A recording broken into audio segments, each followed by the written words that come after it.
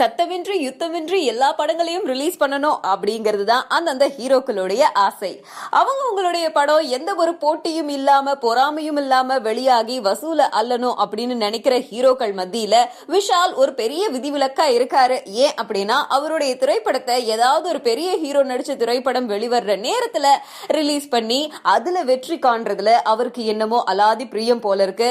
ஏன் அப்படி சொல்ற அப்படின்னா 2007 வருஷத்துல போக்கிரி படம் ரிலீஸ் ஆன போதும் சரி, 2014 வருஷம் கத்தி ரிலீஸ் ஆன போதும் சரி, அவருடைய தாமிரபரணி திரைப்படம் அதே மாதிரி விஷாலுடைய பூஜை திரைப்படம் இது ரெண்டும் அப்படியே மோதுச்சு. குறிப்பா விஜய் கூடவே இவர் மோதுறாரு. என்ன காரணம் அப்படின்னு கேட்டா ஒண்ணுமே கிடையாது.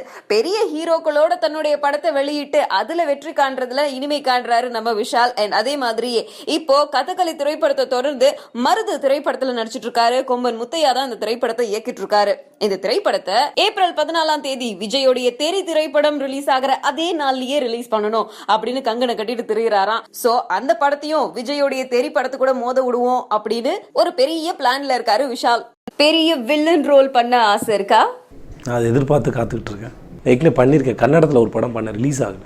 ஃபஸ்ட்டு படம் வில்லனாக தான் நடித்தேன். தமிழில் எடக்குன்னு ஒரு படம் பேரில் வர போஸ்ட்லாம் ஓட்டினாங்க. என்னாச்சுன்னு தெரியல.